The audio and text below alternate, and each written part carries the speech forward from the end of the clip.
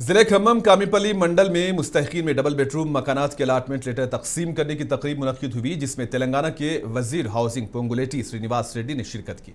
इस मौके पर रुकने असेंबली कोरम कनकैया और दीगर अवामी नुमाइंदे भी मौजूद थे। और रियासती वजीर ने कहा कि कांग्रेस हुकूमत कायम होने के बाद इसे गरीबों की फलाह को अव्वलीन तरजीह दी जा रही है और तरक्याती कामों के साथ साथ बुनियादी सहूलतों की फराहमी पर भी ध्यान दिया जा रहा है।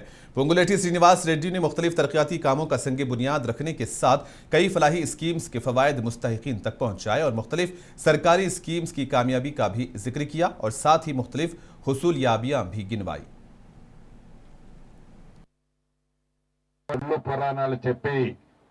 మాయమాటలు చెప్పి బొమ్మలు చూపించి 2 సార్లు ఆనాటి ప్రభుత్వం అధికారంలోకి వచ్చింది. ఈనాడు ముచ్చర్ల గ్రామంలో ఏవైతే ఇంతకు ముందే మనం ఇందిరమ్మ ఇల్లు ఏదైతే 2PHK ఆనాటి ప్రభుత్వం అసంపూర్తిగా కట్టి వదిలేసిన వాటిని పూర్తి చేసి లబ్ధిదారులకు ఇంతకు ముందే ఓపెనింగ్ చేసుకొని వాళ్ళకి సర్టిఫికెట్లు ఇవ్వడం జరిగింది. ఆనాటి ప్రభుత్వానికి ఈనాటి ప్రభుత్వానికి మీకు తేడా తెలియంది కాదు. రాష్ట్ర వ్యాప్తంగా ఆనాడు 10 సంవత్సరాల్లో 1,00,000 ఇళ్లు కూడా కట్టాలి. ఈ ప్రభుత్వం వచ్చిన మొదటి సంవత్సరమే రాష్ట్ర వ్యాప్తంగా 4.5 లక్షల ఇళ్లు కట్టాం, ఇచ్చాం. ఈ మార్చి నాటికి 1,00,000 ఇళ్లు పూర్తి చేస్తున్నాం.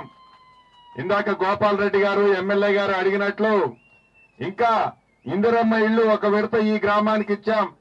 ఈ నియోజకవర్గానికి 4,500 ఇళ్లు మొదటి విడత ఇచ్చాం.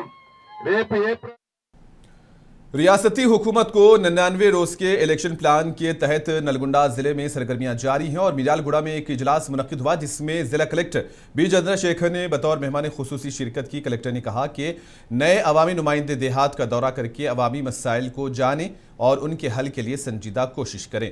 उन्होंने बताया कि रियासती हुकूमत की हिदायत के मुताबिक 10 अहम नुकात पर अमल किया जा रहा है, जिनमें सफाई मुहिम, अवामी शिकायत का हल और तरक्याती कामों की निगरानी शामिल है। उन्होंने मजीद बताया कि 6 मार्च से 15 मार्च तक तमाम देहात और शहरों में सफाई मुहिम चलाने के साथ सरकारी दफातर में ज़ेरे इल्तवा फाइल्स को निपटाने की कार्रवाई भी की जा रही है। सरकारी स्कीम्स के फायदा उठाने वालों की फहरिस्त ग्राम सभा इजलास में पढ़कर सुनाने की हिदायत दी गई है।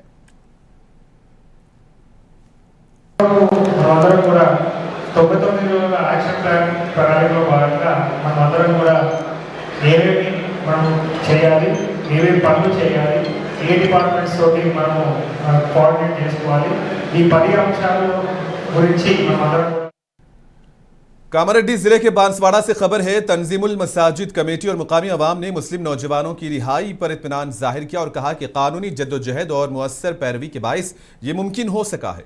इस मौके पर वकला और जिम्मेदारान उनकी खिदमत को सराहा गया। तंजीमुल मसाजिद बांसवाड़ा की जानिब से जारी करदा बयान में कहा गया है कि आइंदा नौजवान किसी भी किस्म के झगड़ों और तनाज़ात से दूर रहें और अमन व अमान को बरकरार रखने में ताउन करें।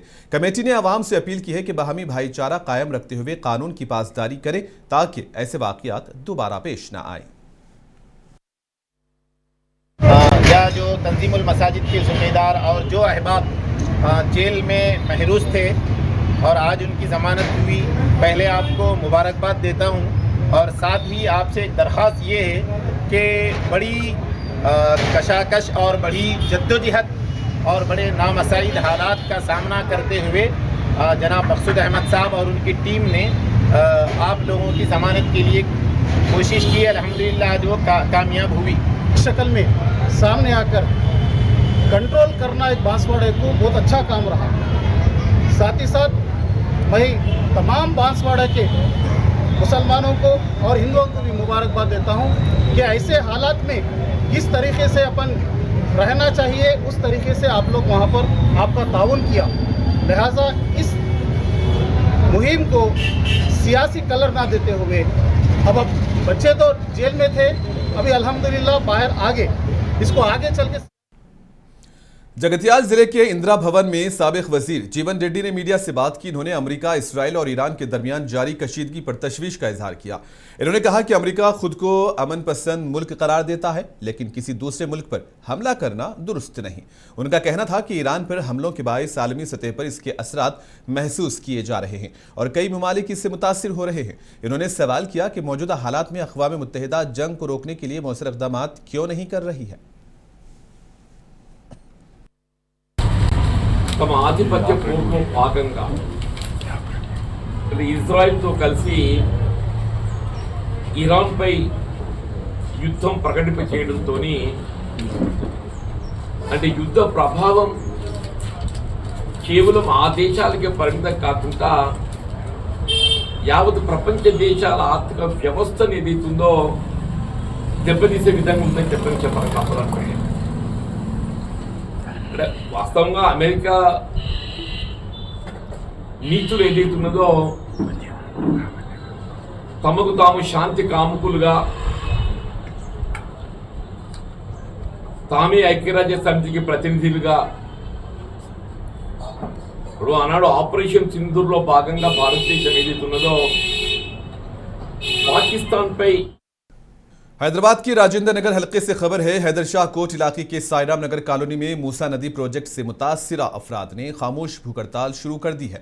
मुतासरीन का कहना है कि गांधी सरोवर प्रोजेक्ट और मूसा नदी की सफाई के नाम पर हुक्काम उनके मकानात खाली कराने की कोशिश कर रहे हैं।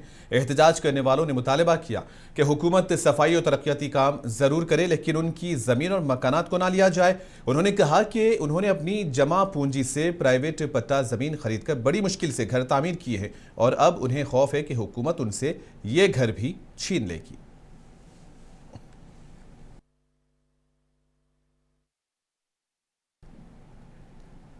हैदराबाद के राजेंद्र नगर से खबर है। Professor Jaishankar Telangana state agriculture university में तुलबा ने स्टाइफन में इजाफे का मुतालबा करते हुए एहतजाज किया।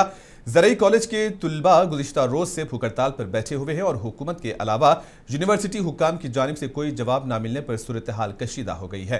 एहतजाज के दौरान 3 तुलबा कैंटीन की इमारत पर चढ़ गए और मुतालबात पूरे न होने की सूरत में इमारत से कूदने की धमकी दी। तुलबा ने नारे लगाते हुए कहा कि जरूरत पड़ी तो जान की कुर्बानी देकर भी वजीफे में इजाफा हासिल करेंगे। वाक़े के बाद यूनिवर्सिटी कैंपस में कशीदगी फैल गई, जबकि पुलिस और इंतजामिया मौके पर पहुंचकर तुलबा को समझाने की कोशिश करते नजर आए।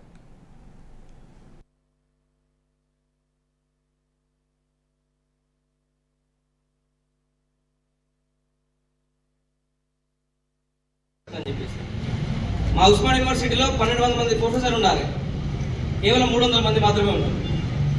మెరిట్ స్టూడెంట్స్ అందరూ చదువుకుందామంటే చదివేయడానికి ప్రొఫెసర్లు లేరు. ఎక్కడ యూనివర్సిటీలో అదే పరిస్థితి. ఇంతకుముందు రాజ్ కుమార్ అన్న కోడ్ చేస్తూ ప్రాక్టికల్ స్ట్రీమ్ లైన్కి థియరీ స్ట్రీమ్ లైన్కి చాలా తేడా ఉంటుంది. మీరందరూ కూడా థియరీ మన ప్రాక్టికల్ స్ట్రీమ్ లైన్ విద్యార్థులు మీరందరూ। सिद्दीपेट जिले में नहर की सफाई का काम शुरू किया गया है। यहां नंगनूरू जाने वाली मरकजी नहर की सफाई का काम शुरू कर दिया गया। साबिक वजीर और रुकने असेंबली टी हरीश राव की हिदायत पर यह कार्रवाइयां अंजाम दी जा रही है। हुकाम के मुताबिक नहर में झाड़ियों और मिट्टी के ज्यादा जमा होने की वजह से किसानों को बर वक्त आबपाशी का पानी नहीं मिल रहा था, जिस पर हरीश राव ने आला हुकाम से फोन पर बात करके फौरी कार्रवाई की हिदायत दी। अब यहां मशीनों के जरिए नहर में जमा झाड़ियों और मिट्टी को हटाने का काम शुरू किया गया ताकि पानी की रवानी बहाल हो सके। इन इकदाम के बाद नंगनूरू मंडल के किसानों को आबपाशी का पानी मिलने की उम्मीद है। जिले संगारेड्डी के शहर जहीराबाद में बीआरएस की जानिब से बड़ी दावत इफ्तार का एहतमाम किया गया था। इस तकरीब में बड़ी तादाद में अवाम और पार्टी कारकुनान ने शिरकत की। इस तकरीब में साबिक वजीर टी हरीश राव बतौर मेहमान खुसूसी शरीक रहे, जबकि संगारेड्डी के रुकने असेंबली चिंता प्रभाकर और जहीराबाद के रुकने असेंबली मानिक राव के साथ साथ कई पार्टी कायदीन भी मौजूद थे। हरीश राव ने खिताब में कहा कि रमजान मुबारक बरकतों का महीना है और सबको तेलंगाना की तरक्की और खुशहाली के लिए दुआ करनी चाहिए।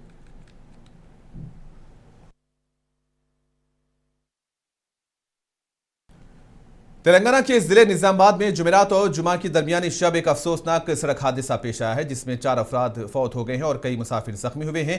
यह हादसा इंदलवाई मंडल के गन्नावरम के करीब नेशनल हाईवे नंबर 44 पर पेश आया है। पुलिस के मुताबिक एक प्राइवेट ट्रैवल बस हैदराबाद से मुसाफिरों को लेकर अकोला जा रही थी कि ड्राइवर के काबू खो देने के बाइस बस उलट गई। हादसे के वक्त बेशतर मुसाफिर सो रहे थे। वाकई की इत्तला मिलते ही पुलिस और टोल प्लाजा का अमला मौके पर पहुंचा और राहत कार्य का काम अंजाम देते हुए जख्मियों को सरकारी जनरल अस्पताल और मनोरमा अस्पताल मुंतकिल किया गया। डॉक्टर्स के मुताबिक बाज़ जख्मियों की हालत तशवीशनाक बताई जा रही है। पुलिस ने केस दर्ज करके हादसे की वजूहात की जांच शुरू कर दी है।